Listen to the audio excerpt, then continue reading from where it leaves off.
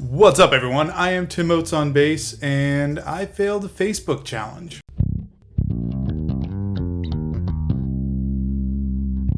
There's all these Facebook challenges out there, different things, and post 10 movies you like over 10 days, or here's a list of questions, answer them so everyone can figure out your password. I normally just ignore those things, but I was challenged about 10 days ago by my buddy Kyle. You may know him from Four Penny Coffin. He's the lead singer and guitar player.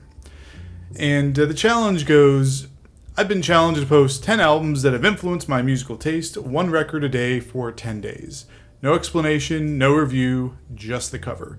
And each day I will nominate someone to do the same. And he nominated me because he apparently doesn't know that I really don't care about Facebook challenges. I decided I'm just going to completely fail. Not only am I going to fail hard on the Facebook side by not posting for 10 days, nominating, and keeping the ridiculous chain going, I'm going to make a YouTube video.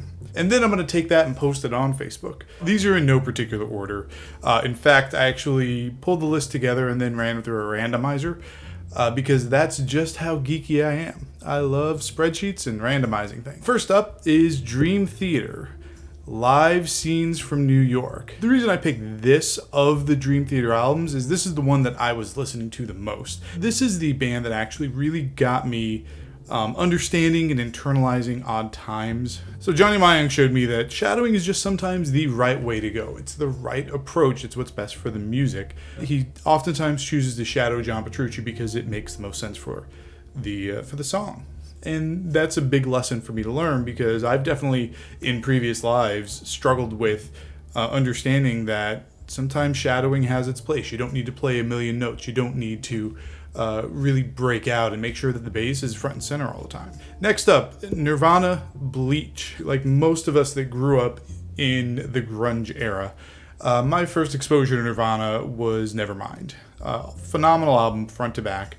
But the reason I love Bleach is because this was kind of my first exposure to digging back through a catalog. I felt like I found a gem when I got back to Bleach and, went through that album. I just thought it was amazing and even more raw and powerful. The thing that I pulled out from that as a bass player is with a 3-piece, the bass has to carry a lot of the song, has to carry a lot of the melody, especially in the verses, and Chris Novoselic does that and does it really well. And some of my favorite Nirvana tracks are from the Bleach album. Okay, next we have Sevendust, and the album is Animosity. I got exposed to this later in life. I was, definitely an adult. I was probably in my late 20s when I got exposed to this. Was not on the Sevendust train from the beginning. And honestly, I wasn't into heavier music until about that time. And this album was the one that really got me branching out in terms of my rock taste and going for more of the heavier side, true hard rock. As a musician, this album really made me want to start using my voice, specifically the screams. And I know that's, for some of you that might be a little weird, but I remember just running around my house or driving around in my car and just practicing those screams. And I'm sure it's ridiculous to, when I was in the car, for people just look over and I'm just sitting there and then I just do these random screams. But I just love that he could control his voice that much. And that's what got me using my voice. That it was that album that made me all of a sudden realize that I can do those screams and I can bring that to a band. Okay, next up, Nine Inch Nails, The Downward Spiral. I chose this particular album from Nine Inch Nails because I spun it so much. I really stayed on this album for a while before I started digging into the catalog. And I have this memory of, I was in Miami, there was a planetarium down there that would do laser light shows. And I went to laser light show of The Downward Spiral, and I just loved it. And to see the visual exploration of these sounds that Trent Reznor had put together was just phenomenal. But what I pulled out from that as a musician is you've got to explore everything. What sounds are out there? What sort of topics lyrically do you want to cover? How are you using space? All of these things are explored in Nine Inch Nails, in general, but The Downward Spiral, that album is probably what really opened my eyes the most to the exploration. Okay, next we have the Red Hot Chili Peppers, Blood Sugar Sex Magik. Flea's the reason I'm a bass player today.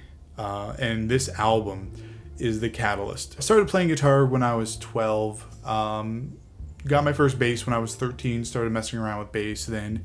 But I consider myself really a guitar player up to a certain point. And when I started getting together with friends, it was probably 13 or 14. This is a very common story. I was the worst guitar player, and I was thrown on bass every time. And at one point, while I was in that phase of considering myself a guitar player but playing a lot of bass, I picked up a tab book for Blood Sugar Sex Magik. And the front half was the guitar, the back half was bass. When I dove into that back section with the bass, I learned that album front to back. Now, I was 14, I wasn't any good. I'm sure it was terrible sounding. Next is the Crow soundtrack. This album, I really think, is not just a collection of songs, but it's a piece of art in and of itself. It's the right collection of songs. It is in the right order. It grabs you up front. It brings you through a story, and it brings you through kind of reliving the movie. And it ends perfectly, from the movie. Just everything about it is fantastic. I'll still listen to it. Sometimes I'll throw it on to this day and just let it ride. All right, so next up is Tool. I had to get a Tool album in there. I love Tool. The album I chose was Lateralis. And I really could have picked any one of the albums except for the new one. I chose Lateralis simply because of my daughter. I have 2 daughters, and one in particular I exposed to Tool, and I remember she had found actually the song Lateralis off the album, the music video for it, and she was showing me, and she just loved that song. But for me, it just holds a special place in my heart. From a musicianship standpoint, they're absolutely phenomenal. I've learned a lot of Tool songs, and it's probably the thing when I write on my own outside of a band that you probably hear this the most in my style. All right, next we have Slipknot, All Hope Is Gone.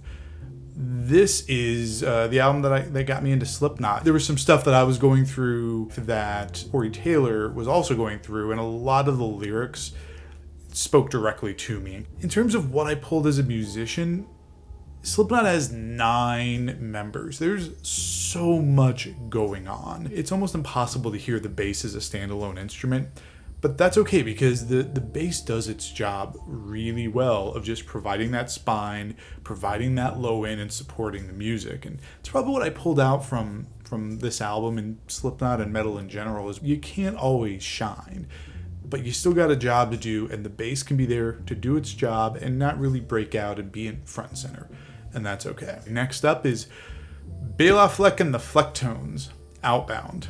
If you're unfamiliar with Bela Fleck and the Flecktones, this is the band that Victor Wooten is in. If you're a bass player and you haven't heard Victor Wooten, you absolutely need to go hear Victor Wooten. This album was my first exposure to Bela Fleck and the Flecktones. It taught me you gotta know your limits. Watching Victor Wooten, and especially seeing him play live, there's no chance I'm gonna be at that level. And this isn't me doubting myself or my own abilities, it's just the reality. And that's okay, because I have my own style, and I have my own approach to what I do, and I can't let the aspect of these virtuoso musicians keep me down. Not that Victor would ever want to.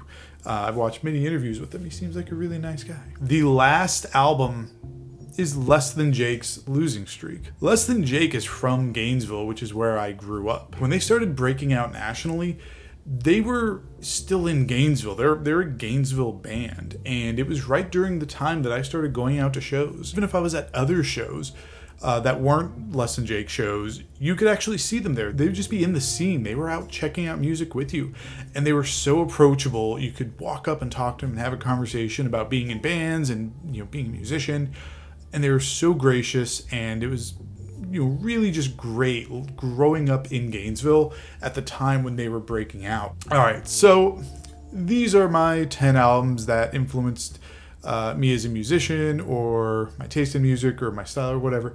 I don't know. I lost track of the original Facebook challenge, and I don't care about that. If you like this, give it a like. If you've got any thoughts of your own or reactions to the 10 albums I picked, drop a comment. Let me know what's on your mind. Subscribe to the channel if you haven't already. All the YouTube stuff. You know all the YouTube stuff. Anyway, you keep making beautiful music, and I will see you in the next video.